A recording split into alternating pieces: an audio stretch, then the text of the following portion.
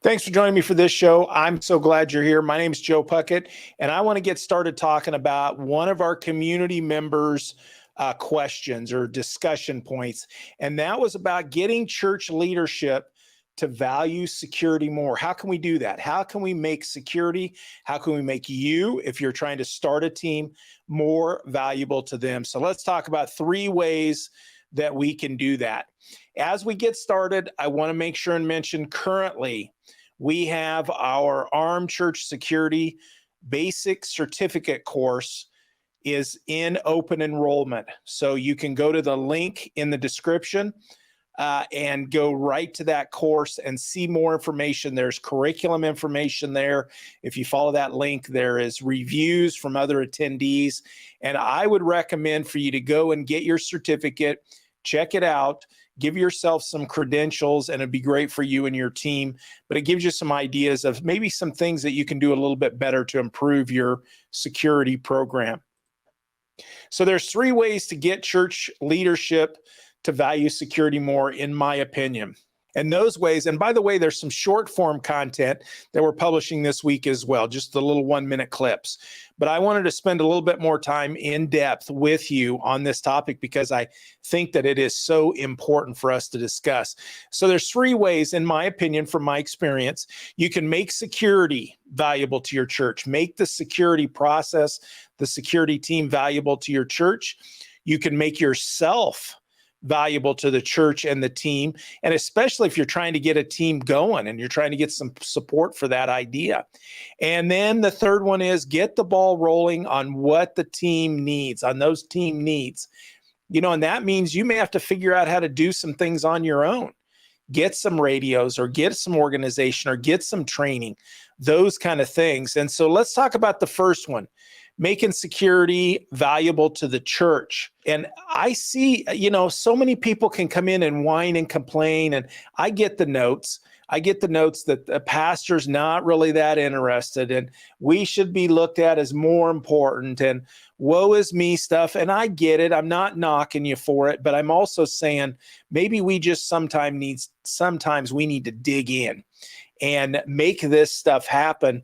Maybe it's dependent on you to make it happen and to dig in. So when we're along the way, if you want to get more recognition and become more valuable to the church, do a little bit more, go above and beyond, pick up, do a little extra and be a little extra, and, pick up some trash and clean some stuff, show up early, stay late.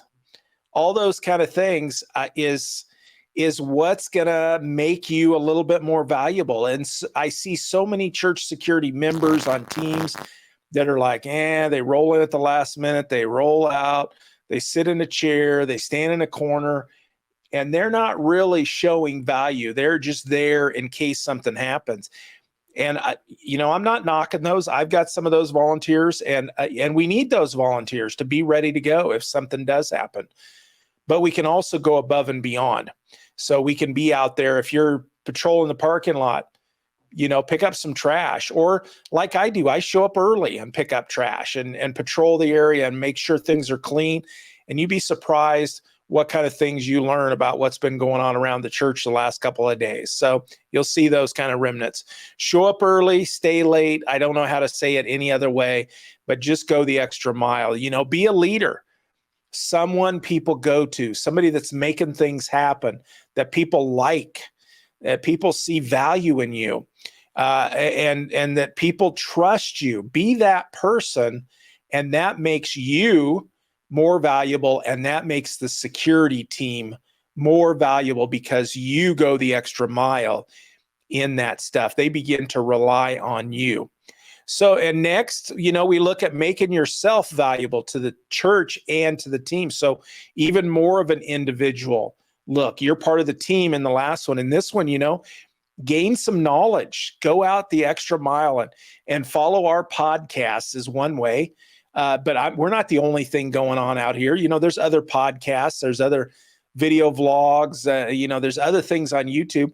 Check those things out, or go to other groups and be helpful with answers. Be ready to give an answer.